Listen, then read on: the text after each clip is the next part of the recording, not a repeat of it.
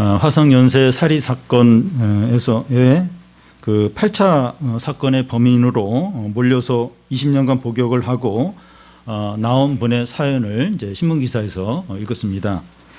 윤 씨라는 분인데 그런 1988년 이 4차 사건이 일어나고 나서 그 다음에 이제 체포되어 대법원에서 무기징역을 이제 받았고 그 후에 20년을 이제 감형되어서 20년 거의 20년을 살고 10년 전에 출소를 해서 지금 청주에서 살고 있습니다.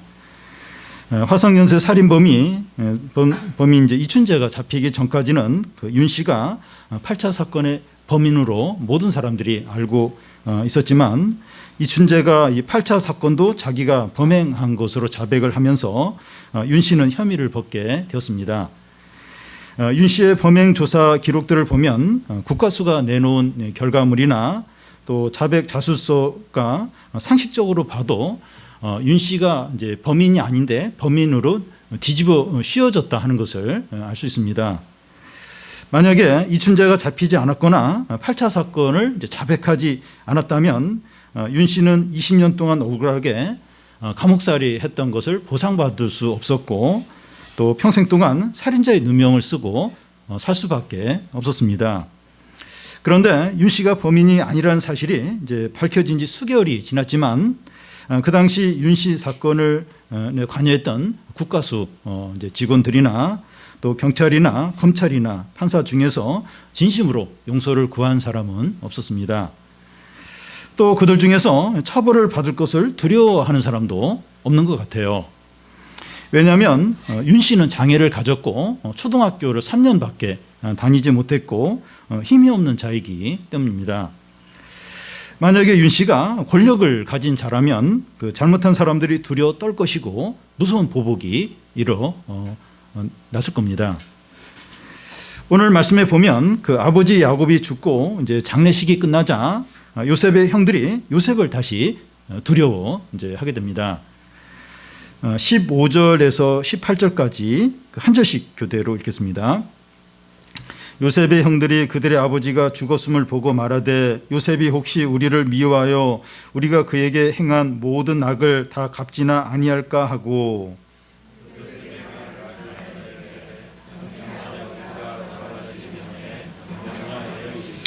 너희는 이같이 요셉에게 이르라 내 형들이 내게 악을 행하였을지라도 이제 바라건대 그들의 허물과 죄를 용서하라 하셨나니 당신 아버지의 하나님의 종들인 우리 죄를 이제 용서하소서 하며 요셉이 그들이 그에게 하는 말을 들을 때 울었더라.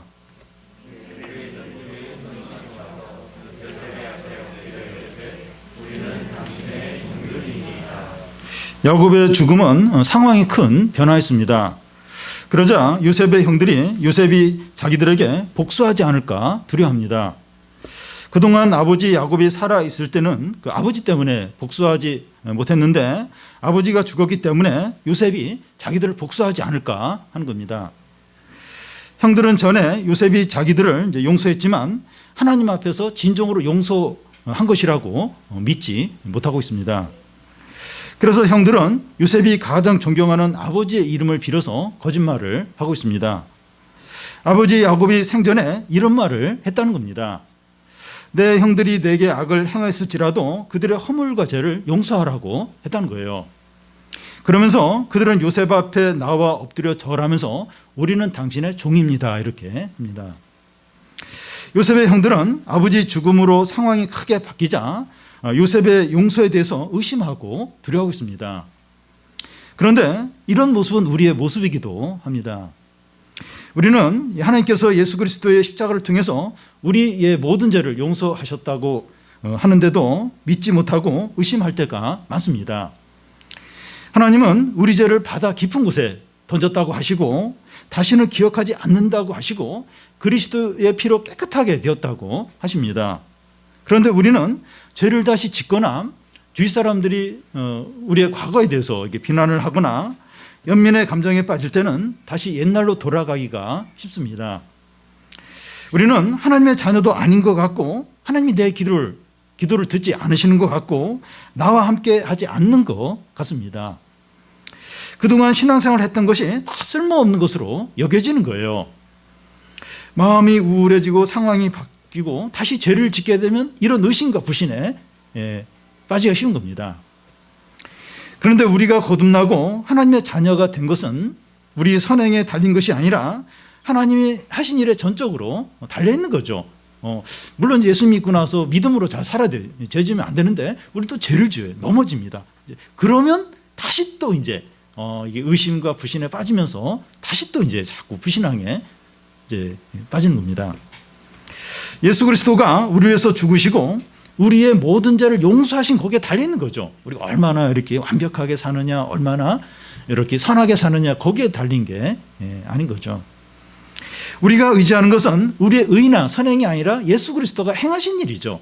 이걸 우리 계속 붙들어야 됩니다. 물론 이제 믿음으로 잘 살아야 돼요. 근데 우리가 이렇게 하나님께 받아들여지고 이게 구원을 받고 은혜를 우리가 누리는 것은 얼마나 내가 이렇게 완벽하게 또 이렇게 말씀을 잘 지키고 또 이렇게 잘하느냐, 거기에 전적으로 달린 게 아닌 겁니다. 하나님이 하신 일, 예수 그리스도가 우리를 위해서 희생하고 죽으신 일, 이제 거기에 이제 우리의 이제 모든 게 이제 거기에 진정으로 달려 있는 거죠. 요셉은 이제 형들이 자기에게 이제 하는 말을 듣고 웁니다. 마음이 너무나도 아픈 거예요. 요셉이 형들을 전에 용서한 것은 아버지 때문이 아니라 하나님 앞에서 진정으로 이제 용서를 한 것인데 형들이 그것을 믿지 못하고 있다고 생각하니까 마음이 너무나도 아픈 겁니다. 이제는 모든 형제들이 믿음으로 살고 서로 사랑하고 하나님의 언약을 이루는데 이제 마음을 모아서 힘써야 할 때인데 형들은 과거의 죄에 매여서 두려워하고 있다고 생각을 하니까 너무나도 이제 슬픈 겁니다. 예를 들어서 이제 부모가 이제 돈에 대해서 거짓말한 자녀를 야단쳤어요. 그런 후에 부모는 다 잊어버리고 이제 자녀를 대하는데 그 자녀는 부모가 자기를 계속 의심한다고 그렇게 생각을 하면서 부모가 이제 사 먹으라고 돈을 줘도 일일이 다 이렇게 보고를 이제 하는 겁니다. 이 돈은 내 마음대로 써도 돼. 너희 마음대로 써도 돼. 이렇게 하면서 돈을 줬는데도 어떻게 썼는지 자세히 이야기를 하는 겁니다. 그런 일이 반복이 될 때 부모는 아파요. 내가 너를 믿는데 나는 그때 야단치고 끝났는데 너는 왜 자꾸 이렇게 두려워하느냐. 부모는 마음이 이제 아프게 되죠. 우리가 예수님을 믿음으로 이제 하나님은 우리의 모든 죄를 사하시고 하나님의 자녀로 삼아 주셨습니다. 그런데 우리는 죄를 한번 짓고 나면 침체가 돼요. 하나님이 자기에 대해서 진노하시는 것으로 이제 여깁니다. 회개하고 다시 시작하면 되는데 엎질러진 무리야. 하나님은 이제 용서하지 않을 거야 하면서 낙심하는 거예요. 내가 내 자신을 용서가 안 되니까. 내가 왜 그렇게 했지? 용서가 안 되니까 하나님도 나를 그렇게 용서를 안 하실 거다 이렇게 생각을 하면서 회개하고 다시 시작을 하면 되는데 그리 못하는 겁니다. 그럴 때 하나님 너무나 안타깝게 여기면서 우세요. 실제로 뭐 이제 우는 건 아니다 할지라도 너무나도 마음 아파하는 거예요. 내가 그래서 내 아들을 십자가에 죽게 해서 너희 죄를 완전히 깨끗게 했는데 왜 그걸 자꾸 믿지 못하고 너는 자꾸 네가 네 자신을 용납하지 못한다고 하면서 계속 왜 나한테 나오지 않느니 이러면서 이제 너무 마음 아파 이제 하시는 거죠. 너희의 구원이 완전하고 영원하도록 하나님의 아들이 십자가에 죽으시고 부활하셨다는 거예요. 우리가 실패하고 넘어졌을 때마다 이제 하나님의 아들의 이름을 부르면서 나아가면 돼요. 하나님께 나아가면 됩니다. 우리의 연약함이나 반복적으로 짓는 죄가 진정으로 문제가 되지 않고 예수 이름을 다시 부르며 하나님께 나오는 것이 중요합니다. 그래도 이 나의 이런 넘어지고 실수하고 이게 심각해서 이게 안 될 거야. 안 그렇다는 거예요. 중요한 건 하나님의 아들이 예수께서 우리 죄를 위해서 완전히 죽으시고 죄를 깨끗게 하신 그걸 붙드는 거죠. 또 역으로 또 그걸 너무 의지해서 너무 습관적으로 죄를 지고 그러면 안 되죠. 예수께서 피를 흘리면서 내 죄를 용서하셨기 때문에 이런 죄 반복해서 지어도 괜찮아. 그건 아니죠. 그 예수 그리스도 십자가를 진짜 믿는다면 그렇게 반복해서 지을 수가 없는 거죠. 중요한 건 내가 얼마나 이렇게 선하게 얼마나 완벽하게 사느냐, 그것보다 더 중요한 게 예수께서 나의 죄를 위해서 완전히 죽으시고 제 문제를 완전히 해결하셨다. 그게 이제 진정으로 중요한 겁니다. 요셉은 이제 용서를 한 것을 형들이 이제 믿지 못하자 형들을 용서한 이유를 다시 말합니다. 19절 20절인데 우리 한 절씩 교대 읽겠습니다. 요셉이 그들에게 이르되 두려워하지 마소서, 내가 하나님을 대신하리이까.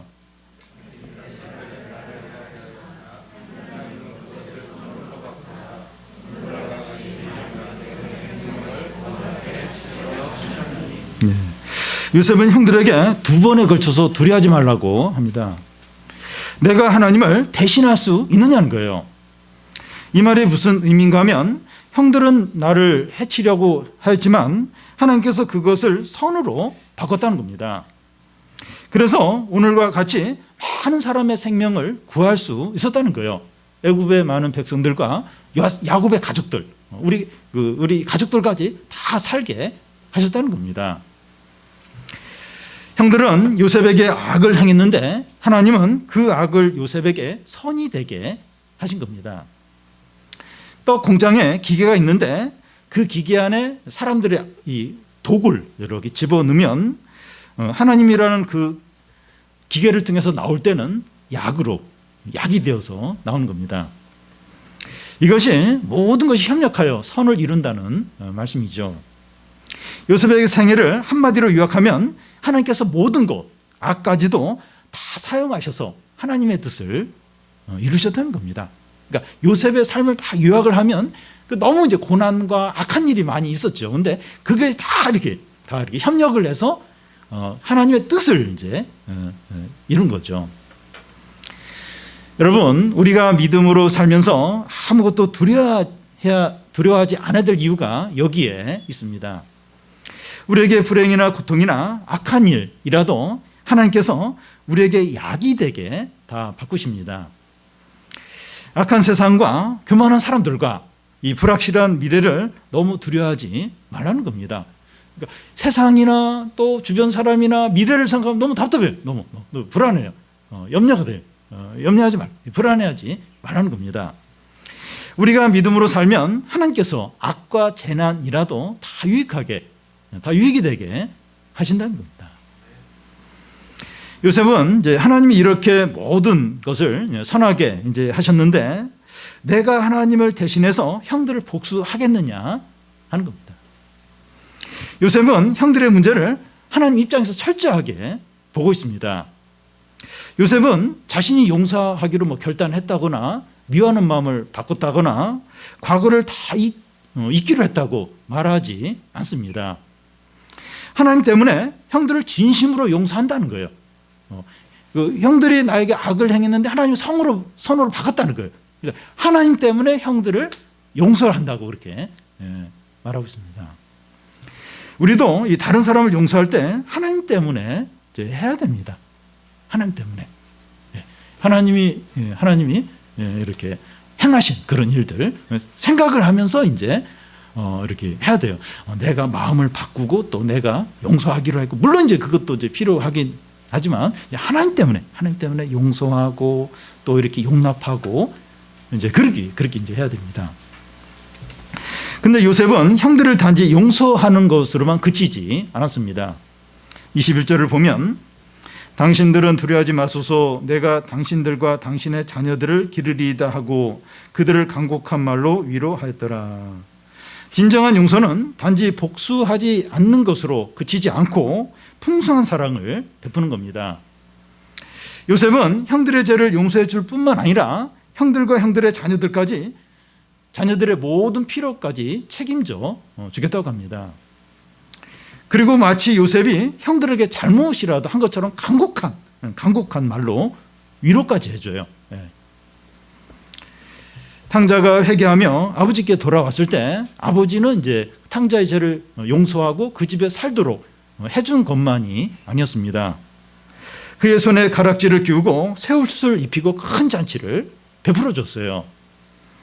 마치 선한 일을 해서 상을 주는 것처럼 죄인들에게 자, 풍성한 사랑을 베푸십니다. 이렇게 회개해서 죄 짓고 돌아왔는데 마치 엄청난 좋은 일을, 대단한 일을 한 것처럼 상을 주고 막 잔치를 베풀어 주고 그러면서 막 은혜를 한없이 이제 베풀어 준 거죠. 여러분, 우리가 이 죄를 짓고 하나님께 나아가 회개할 때 하나님은 우리 죄만 용서하는 것으로 그치지 않습니다. 그것만 해도 감사하죠. 근데 죄 딱 용서하고 됐어, 돌아가, 그렇게 하지 않으십니다. 삭개오가 예수님을 만나려고 뽕나무 위에 올라갔을 때 예수님은 그의 이름을 부르면서 내가 오늘 너의 집에 거하겠다 하면서 이 집에 구원이 임하고 삭개오는 아브라함의 자손이다, 이렇게 말씀합니다. 예수님은 자신에게 나온 죄인들을 마치 상을 주듯이 풍성한 은혜와 사랑을 베푸십니다. 죄 용서만 해도 감사하죠. 근데 그게 아니에요. 그게 아니라 풍성한 사랑과 은혜를 베푸세요. 상까지죠. 상까지 줍니다. 우리는 상태가 안 좋고 죄를 지으면 하나님께 더 나아가려고 하지 않는 경향이 있어요. 뭐가 이렇게 좀 넘어졌든지 죄를 지었거나 이러면 더 막 하나님께 이렇게 나아가고 싶어 하지 않습니다. 더 이제 막 거부를 할 때가 있어요. 왜냐하면 하나님이 나를 안 받아주실 것 같은 어떤 그런 생각이 들기 때문이죠.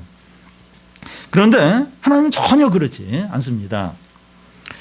죄 용서는 기본이고 모든 좋은 은혜와 풍성한 복을 내려주십니다. 마치 잘한 일을 한 것처럼 하나님은 그렇게 대해주십니다. 부모의 마음이 좀 그래요. 애가 이제 자녀가 잘못해서 혼났어요. 그러고 나서 애가 막 입이 막 이렇게 나팔처럼 나와가지고 가서 신경질 내고 그러면 더 밉죠. 근데 그 야단 맞고 나서도 금방 막 웃으면서 막 이렇게 다가와서 안기고 막 이러면 처음에는 조금 미웠다고 그러면서 입 다시 또 이렇게 안아주고 더 이제 이렇게 마음이 더 가게 되죠. 그러니까 부모의 마음이 그렇죠. 자녀가 잘못하고 야단 쳤더라도 이렇게 얼마든지 품고 사랑하고 얼마든지 좋은 걸 줄 마음이 있죠. 하물며 하나님은 더 그렇다는 거예요. 우리가 이렇게 나오기만 하면, 이렇게 주님의 이름을 부르기만 하면 무슨 큰일, 대단한 일, 착한 일, 엄청난 일을 한 것처럼 은혜와 사랑을 아낌없이 베풀어 줍니다. 다윗이 이제 바세바와 범죄하고 나서 그 바세바가 임신한 아이가 죽잖아요.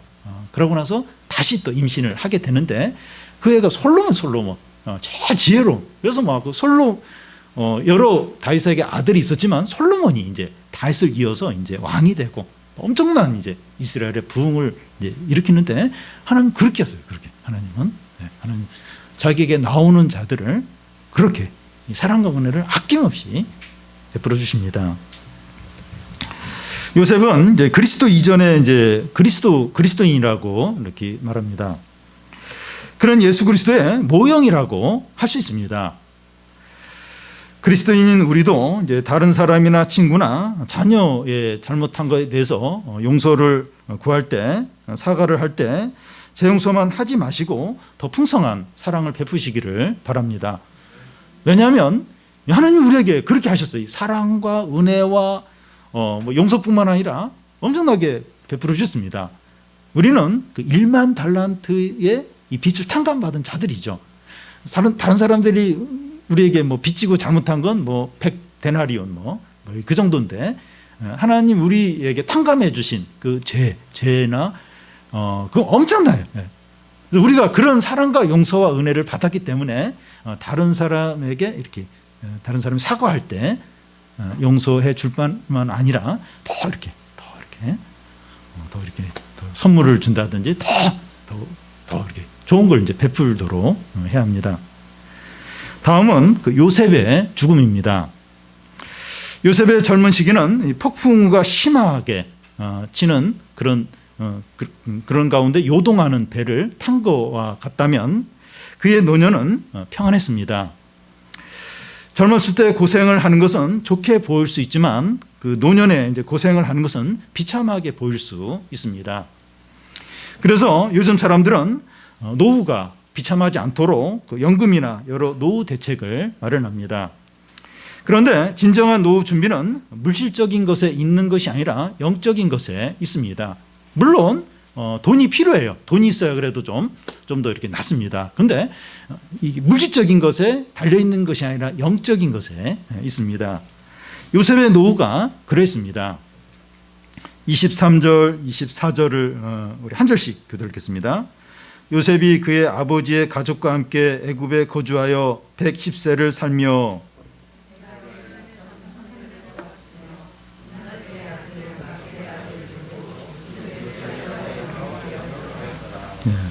요셉이 110세까지 살게 되는데 수명이 이제 110세까지 사는 것이 그 당시에 가장 복된 이제 수명이라고 할 수 있습니다.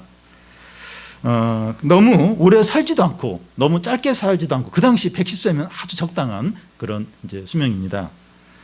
요셉이 110세까지 살면서 자기 아들 에브라임의 3대까지 이제 보고 또 므낫세의 손자들까지 보았습니다. 나이 드신 이제 어른들이 손자를 보는 것은 큰 기쁨 중에 하나입니다. 좀 달라요. 이렇게 부모가 자녀 이렇게 자기 바로 자녀하고 자녀에 대한 마음하고 그 자녀가 자녀를 낳았을 때, 그러니까 손자들 보는 게 이게 달라요. 자녀하고 손자하고는 많이 다릅니다. 요즘 청년들이 결혼을 잘 하지 않으려고 하거나 결혼을 늦게 하는 바람에 이 부모들이, 나이 든 부모들이 이제 이런 기쁨이 적은 것 같습니다. 요셉은 은혜 가운데에서 평안하고 건강하고 화목하게 노년을 보내고 있습니다. 요셉의 노년이 이렇게 복될 수 있었던 이유는 그에 대한 야곱의 축복이 함께 하였기 때문입니다. 다시 말해서 하나님의 말씀이 그의 노년을 이끌고 있기 때문입니다. 여러분, 노년을 어떻게 보내는 것이 가장 행복한 것일까요? 휴양지 같은 곳에 별장을 얻어서 보낼 수 있어요. 동남아시아에 한 번씩 광고가 나오는데 여기서 노후를 보내십시오.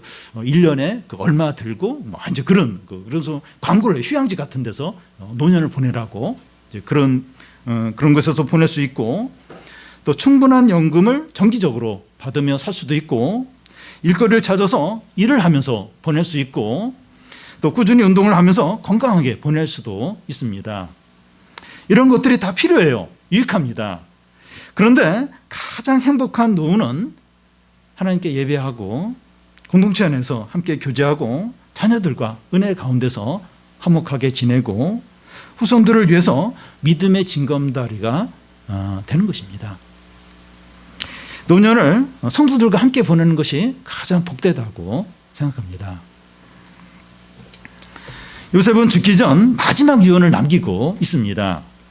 24절, 25절 한 절씩 그대로 읽겠습니다. 요셉이 그의 형제들에게 이르되 나는 죽을 것이나 하나님이 당신들을 돌보시고 당신들을 이 땅에서 인도하여 내사 아브라함과 이삭과 야곱에게 맹세하신 땅에 이르게 하시리라 하고,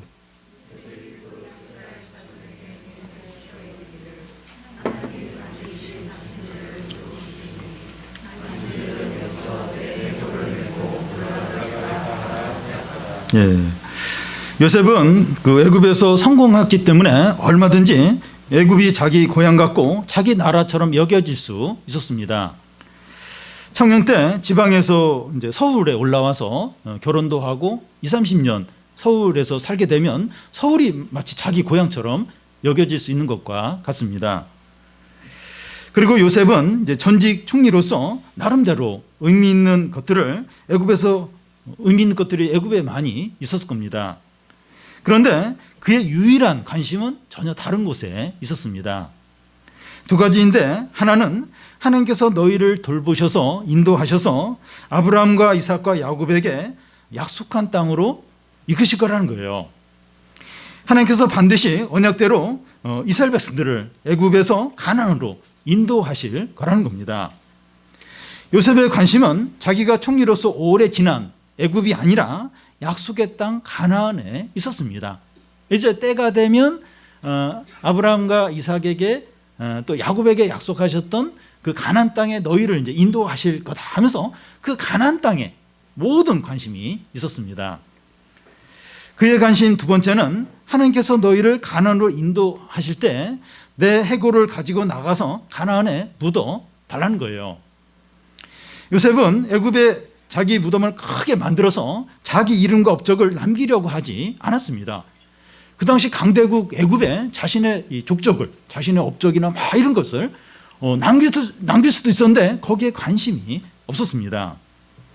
그가 진정으로 원하는 것은 약속의 땅에 자기 유고를 묻는 거예요. 하나님이 이제 아브라함과 야곱과 이삭에게 약속한 대로 너희를 가나안으로 이제 이끌어 가시던데 그때 내 유고를 꼭 가져다가 가나안에 묻어달라. 여기에 모든 관심이 다 있었습니다. 아버지 야곱은 자기가 죽으면 바로 이제 가나안에 묻어달라고 요청을 했지만 요셉은 이스라엘 자손이 이제 애굽을 떠나 가나안에 들어갈 때 자기 유고를 가져다 달라고 요구를 합니다. 요셉은 이것을 얼마나 중요하게 여겼는지 백성들에게 맹세를 시켜요. 그렇게 할 거지. 맹세. 그래서 너희들이 이 애굽에서 출애굽해서 가나안에 들어갈 때 내 유고를 꼭 가져다가 가나안에 묻어야 된다. 맹세. 그렇게 맹세를 이제 시킵니다. 여러분, 아브라함과 이삭과 야곱과 요셉의 공통점은 애굽과 이 세상에서 나그네로 살았다는 겁니다. 이 애굽의 어떤 안정이나 부귀영화 거기에 마음을 빼앗기지 않고 나그네로 살았습니다. 애굽이 아무리 좋고 정이 들고 자기를 알아주는 곳이라도 애굽에 마음을 두지 않았습니다. 애굽의 마음을 빼앗기지 않았어요. 요셉은 특히 그렇죠. 자기가 여기서 인정받고 성공하고 총리까지 이제 지낸 곳이 애굽이에요. 근데 애굽의 이런 안정과 부귀영화에 전혀 마음을 빼앗기지 않았습니다. 애굽에서 나그네로 살면서 오직 본향인 가나안만 바라보는 겁니다. 눈에 보이는 애굽이 아니라 눈에 보이지 않는 하나님 나라에 마음을 두고 있어요. 지금 이곳이 내가 성공한 곳이에요. 여기서 사람들이 알아줘요. 내 업적이 다 애굽에 있어요. 근데 지금 눈에 보이는 이 나라, 여기에 있는 것이 아니라 눈에 보이지 않는 하나님 나라에 마음이 다 가 있고 현재 부귀영화가 아니라 영원한 나라를 바라보고 있어요. 현재 부귀영화, 인기, 또 명성 여기에 이제 마음을 두고 있는 것이 아니라 영원한 나라에 대해서 거기를 바라보고 마음이 거기에 다 가 있는 겁니다. 오늘 우리는 어떻게 살아야 합니까? 이 세상에서 학교도 다니고 직장 생활도 하고 집도 사고 성공을 했더라도 나그네로 사는 겁니다. 우리의 본향인 천국을 바라보면서 믿음으로 사는 겁니다. 그러니까 우리만 그렇게 해야 되는 것이 아니라 모든 믿음의 사람들이 다 그렇게 했습니다.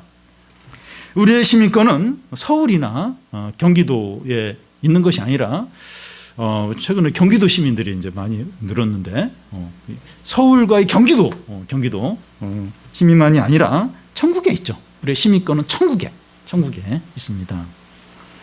이 땅에서 자기 집이 없고 벌어놓은 것이 없고 성공하지 못했더라도 나그네로 사는 것이기 때문에 거기에 너무 의미를 두지 않아야 됩니다. 물론 뭐 집도 있고 돈도 많고 인정도 받고 하면 뭐 좀 좋은 부분이 많이 있죠. 근데 우리는 나그네 그냥 지나쳐 가는 겁니다. 그래서 여기에 너무 지금 우리 형편에 너무 마음을 두지 않도록 해야 합니다. 본향인 천국을 바라보면서 하루하루 믿음으로 최선을 다해서 살아가는 거죠. 그래서 뭐 지금 안정과 인기와 많은 부가 있어도 거기에 마음을 두지 않고 또 없어도 그걸 너무 힘들어하지 않고 그러니까 있으나 없으나 이제 영원한 나라 우리의 본향을 바라보면서 하루하루 믿음으로 거기를 향해서 나아가는 거죠.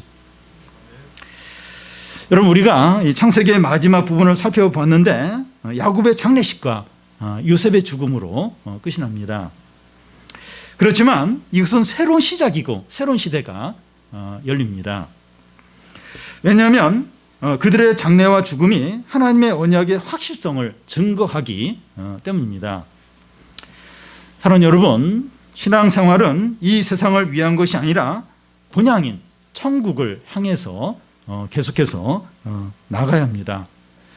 하나님의 구원 계획은 우리 시대에 이제 종결이 되는 것이 아니라 주님이 다시 오실 때까지 계속 돼야 합니다. 현재 우리의 인생은 그 하나님의 큰 구원의 파노라마 가운데 작은 징검다리에 불과합니다.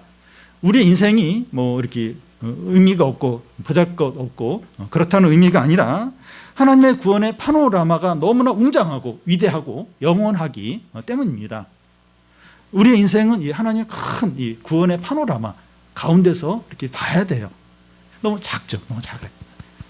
그래서 뭐 보잘것없다 그게 아니라 이 하나님의 구원 계획 이게 굉장히 웅장한 거예요. 영원한 거예요. 이게 위대한 것입니다. 그러니까 아브라함이나 이삭이나 야곱이나 요셉은 다 그걸 봤어요. 그걸. 이 애굽의 이 화려함들, 이 대단함들, 애굽에서의 나의 명성들, 또 부귀영화들 이게 아무것도 아니고 너무 이게 보잘것없이 여겨질 정도로 하나님의 구원의 파노라마, 구원 계획이 너무나 큰 거예요. 그 가운데서 자신의 인생을 지금 보고 있는 겁니다. 여러분, 우리가 사는 하루와 일주일과 1년은 영원히 돌아오지 않는 너무나 소중한 기회입니다. 야곱은 147년을 믿음으로 살았고 요셉은 110년을 하나님의 꿈을 가지고 사는 것처럼 우리 각자는 90년 혹은 80년 혹은 70년을 하나님 앞에서 어떻게 살 것인가 고민을 해야 됩니다. 우리 인생 90년, 뭐 100세까지 사시는 분도 있겠지만 혹은 뭐 70년 어떻게 살 것인가 이 고민을 해야 됩니다. 제 나이 또래만 되어도 그 교회나 다른 사람들을 섬길 수 있는 기간이 10년, 15년 아니면 5년 아니면 그것보다 더 짧을 수도 있습니다. 시간이 없어요. 시간이 없습니다. 젊은 사람은 금방 늙어요. 그리고 늙은 사람은 좀 나이 든 사람은 곧 병들고 죽게 됩니다. 우리의 하루, 한 주, 한 달, 1년을 소중히 여기며 의미 있고 가치 있게 보내야 됩니다. 어떻게 보내야 됩니까? 우리가 전심으로 하나님의 말씀을 의지하고 하나님 나라를 바라보는 거예요. 우리 자신이 천국의 풍성함을 누리고 다음 세대들에게 믿음의 징검다리를 놓고 믿지 않는 사람들이 하나님 나라에 들어오도록 그런 통로 역할을 하는 것입니다. 그래서 이 하나님의 큰 구원의 파노라마를 바라보고 우리 인생이 너무 짧아요. 눈에 보이는 여기에 너무 이제 마음을 두지 않고 우리가 하루하루 믿음으로 살아서 우리 자신도 이 천국 하나님 나라의 풍성함을 누리고 또 우리 후배들, 우리 자녀들에게 믿음의 징검다리를 놓고 또 수많은 믿지 않는 사람들이 그들이 하나님 나라에 들어오도록 통로 역할을 하는 그런 복된 삶을 다 사시기를 바랍니다.